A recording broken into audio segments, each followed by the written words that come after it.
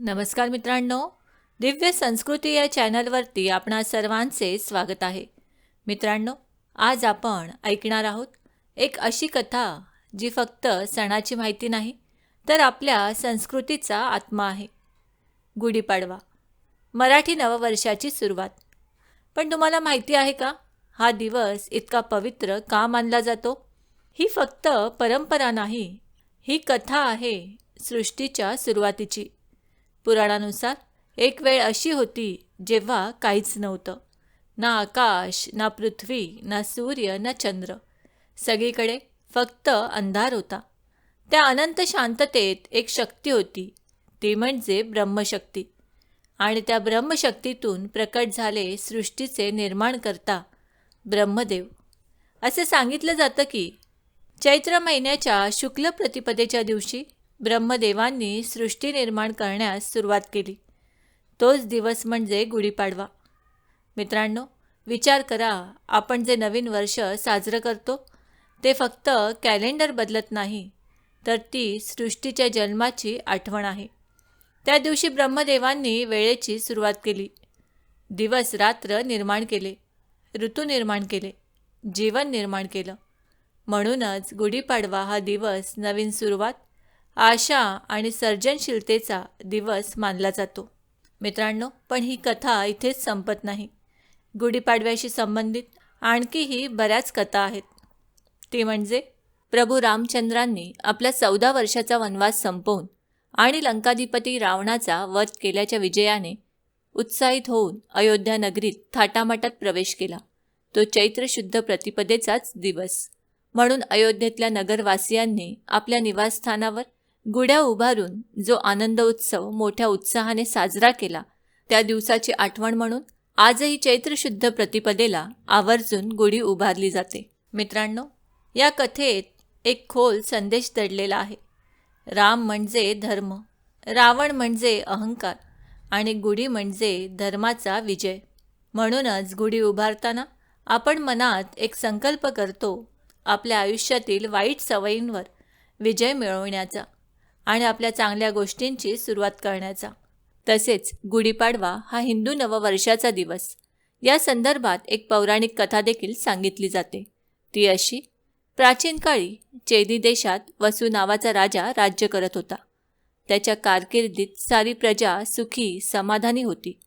परंतु पुढे वसू राजाने वैराग्य धारण केले आणि घोर तपश्चर्येसाठी अरण्याचा मार्ग अनुसरला. त्याच्या तपश्चर्येमुळे देवांचा राजा इंद्र अतिशय प्रभावी झाला. प्रसन्न होऊन त्याने वसूला वैजयंतीमाला, विमान आणि एक वेळूची काठी दिली आणि आपल्या राज्यात परत जाऊन राज्यकारभार करण्याची आज्ञा दिली. वसूने देवेंद्राची आज्ञा शिरसावंद मानून वेळूच्या काठीला सजवून मोठ्या भक्तिभावाने तिची पूजा केली आणि ती आपल्या राजप्रसादाच्या प्रवेशद्वारापाशी लावून ठेवली. तो दिवस होता चैत्र शुद्ध प्रतिपदेचा. या प्रसंगाची आठवण म्हणून गुढीपाडव्याचा सण प्रचारात आला. हा सण साजरा करण्यामागे आणखी एक कारण सांगितले जाते. ते असे की नारद मुनींचे 60 मानसपुत्र हीच 60 संवत्सरे असून प्रत्येकाचा वर्षारंभ या दिवशी केला जातो. म्हणून गुढीपाडवा साजरा केला जातो. गुढीपाडवा आपल्याला शिकवतो, कितीही अंधार असला, कितीही संकट आली, तरी एक दिवस प्रकाश नक्की येतो आणि तो दिवस म्हणजे तुमच्या आयुष्यातील गुढीपाडवा. मित्रांनो, आता आपण एका सुंदर आध्यात्मिक अर्थाकडे पाहूया. गुढी का उभारली जाते? गुढी म्हणजे आपल्या आयुष्यातील विजय. गुढी म्हणजे आपल्या घरात येणारी सकारात्मक ऊर्जा. गुढी म्हणजे आपल्या मनातील नवीन आशा. जेव्हा आपण गुढी उभारत असतो तेव्हा आपण फक्त एक काठी आणि कापड उभारत नाही, आपण उभारत असतो आपल्या आयुष्याचा एक नवीन अध्याय. मित्रांनो, गुढीपाडवा हा फक्त बाहेरचा उत्सव नाही, तो एक आतला बदल आहे. तुम्ही गुढी उभारताना तुमच्या मनात एक नवीन सुरुवात होते. म्हणूनच अनेक लोक या दिवशी नवीन कामे सुरू करतात, कारण हा दिवस शुभ मानला जातो. पण इथे देखील एक रहस्य आहे. सगळे लोक गुढी उभारतात, पण काही लोकांच्या आयुष्यात खरोखर बदल होतो आणि काहींच्या आयुष्यात काहीच फरक पडत नाही. असं का होतं? कारण गुढी फक्त बाहेर उभारली जाते, पण आतल्या मनात बदल होत नाही. मित्रांनो, जर तुम्हाला खरोखर गुढीपाडव्याचा फायदा घ्यायचा असेल तर तुम्हाला एक गोष्ट लक्षात ठेवावी लागेल. गुढी फक्त घराबाहेर नाही तर आपल्या मनात उभारावी लागते. या संदर्भातील एक कथा अशी की महाराष्ट्रातील एका छोट्याशा गावात एक कुटुंब राहत होतं. त्या कुटुंबात सर्व काही होतं, पैसा, घर, सुविधा. पण तरीही त्यांच्या आयुष्यात समाधान नव्हतं. घरात सतत भांडणे, मनात अस्वस्थता आणि काहीतरी कमी असल्याची भावना. प्रत्येक वर्षी ते गुढीपाडवा साजरा करत असत, गुढी उभारत असत, पण काहीतरी वेगळं होतं. त्यांच्या शेजारी एक दुसरं कुटुंब राहत होतं. साधं जीवन, कमी पैसा, पण नेहमी आनंदी. त्यांच्या घरात हसू होतं, शांतता होती. हे पाहून पहिल्या कुटुंबाला नेहमी आश्चर्य वाटायचं. एक दिवस त्यांनी शेजाऱ्यांना विचारलं, तुमच्या आयुष्यात इतका आनंद कसा? शेजाऱ्यांनी फक्त एकच उत्तर दिलं, आम्ही गुढी फक्त उभारत नाही, आम्ही ती जगतो.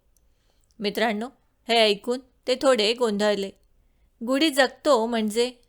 तेव्हा शेजाऱ्यांनी सांगितलं, गुढी म्हणजे फक्त काठी आणि कापड नाही, ती एक ऊर्जा आहे.